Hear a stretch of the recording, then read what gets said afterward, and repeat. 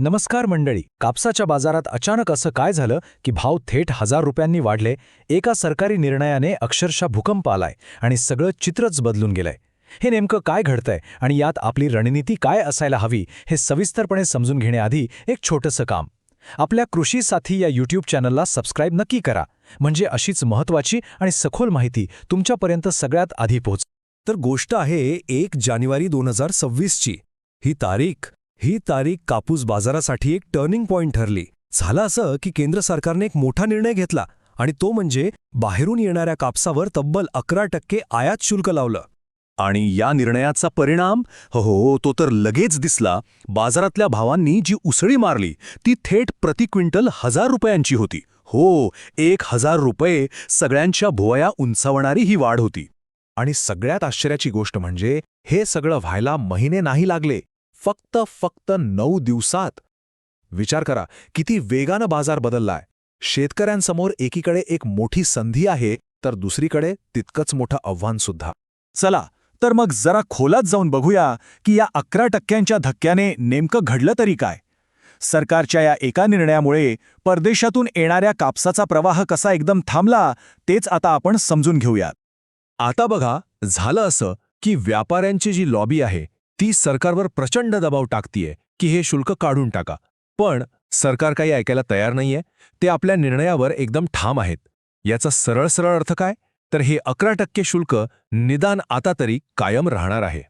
ठीक आहे, भाव वाढले हे तर खरंय, पण या सगळ्या बातम्यांमध्ये जमिनीवरची परिस्थिती काय आहे? म्हणजे खरंच सगळ्या प्रकारच्या कापसाला सारखाच भाव मिळतोय का?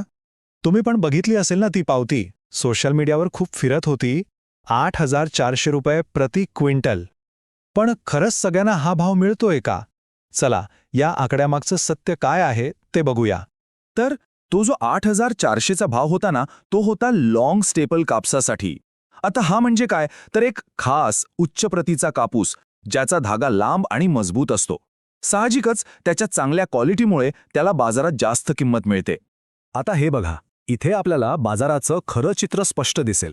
एका बाजूला आहे उच्च प्रतीचा लॉंग स्टेपल कापूस, ज्याला अकोटसारख्या बाजारात 8400 पर्यंत भाव मिळतोय. पण दुसऱ्या बाजूला आहे आपला सर्वसाधारण कापूस. त्याला इंडस्ट्रीकडून मिळतायत साधारण 8000 ते 8100 रुपये आणि स्थानिक व्यापारी तर 7500 ते 7800 रुपयेच देत आहेत. म्हणजे फरक अगदी स्पष्ट आहे. ठीक आहे, तर ही झाली आपल्या देशातली गोष्ट. पण थांबा, कहाणी इथेच संपत नाही. हे सगळं प्रकरण म्हणजे एका जागतिक बुद्धिबळाच्या पटासारखं आहे. आता आपण अशा 2 मोठ्या आंतरराष्ट्रीय घटकांवर नजर टाकूया जी हा सगळा खेळ कधीही पालटू शकतात. यातला पहिला आणि सगळ्यात मोठा धोका आहे अमेरिका. अमेरिका काय करते, तर त्यांचा जीएम कापूस भारताने घ्यावा यासाठी दबाव टाकतीये. आता विचार करा, जर हा करार झालाच तर हा कापूस त्या 11% शुल्काशिवाय आपल्या बाजारात येईल आणि मग दरांचं काय होईल हे सांगायला नको. पण एक चांगली गोष्ट आहे की आपलं सरकार सध्या तरी याला तयार नाहीये. आणि दुसरा महत्त्वाचा खेळाडू आहे आपला शेजारी बांगलादेश. हे चित्र बघा. भारताच्या एकूण कापूस निर्यातीपैकी तब्बल म्हणजे 45%पेक्षा जास्त कापूस एकटा बांगलादेश विकत घेतो. म्हणजे विचार करा, तिथल्या छोट्या मोठ्या निर्णयाचा थेट परिणाम आपल्या शेतकऱ्यांवर होतो. आणि धोका काय होता माहितीये? बांगलादेश सरकार आपल्या कापसावर तब्बल 20% आयात शुल्क लावण्याचा विचार करत होतं. अरे बापरे, विचार करा, जर असं झालं असतं तर आपल्या निर्यातीचं कंबरडच मोडलं असतं. पण इथे एक ट्विस्ट आला. बांगलादेशच्याच कापड उद्योगानं याला कडाडून विरोध केला. का? कारण त्यांना माहितीये की जगात टिकायचं असेल तर भारताकडून चांगल्या दरात कापूस मिळणं गरजेचं आहे. त्यामुळे सुदैवानं हा धोका सध्या तरी टळलेला दिसतोय. तर मग आत्तापर्यंत आपण काय पाहिलं? देशात परिस्थिती चांगली आहे, पण आंतरराष्ट्रीय पातळीवर धोके आहेत. अशा मिक्स वातावरणात आपण आपला कापूस विकताना काय रणनीती वापरायला हवी? चला, तेच आता पाहूया. आणि मला माहितीये, आता प्रत्येकाच्या मनात एकच प्रश्न आहे. भाव तर चांगला आहे, पण तो टिकेल का? मग विकायचं कधी? कापूस विकण्याची योग्य वेळ नेमकी कोणती? चला, याच मोठ्या प्रश्नाचं उत्तर शोधूया.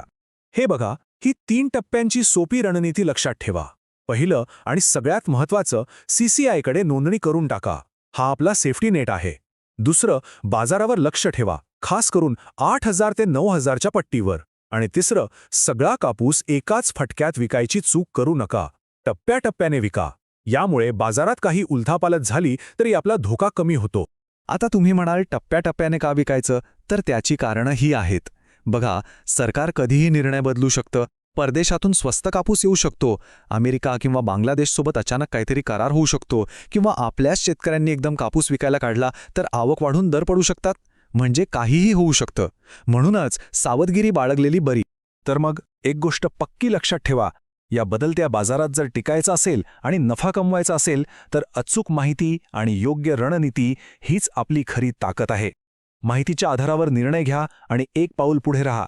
आणि हो, अशीच महत्त्वाची माहिती मिळवण्यासाठी आपल्या कृषी साथी या YouTube चॅनलला सबस्क्राईब करायला अजिबात विसरू नका. धन्यवाद.